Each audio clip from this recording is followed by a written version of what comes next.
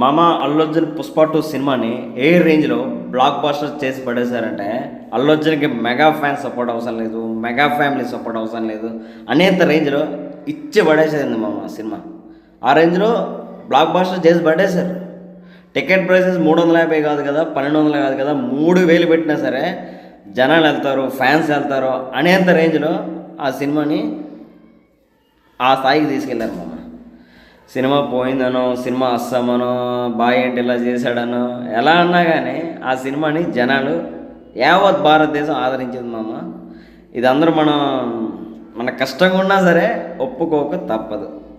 Cinema వేరే level, అంతే. ఇంకా అల్లు అర్జున్ వేరే లెవెల్లో పెట్టారు. ఇంకా ఫ్యాన్సే కాదు, ఆడియన్స్ పెట్టారు. ఇది మ్యాటర్. అర్థమైంది అనుకుంటా. ఉంటామా?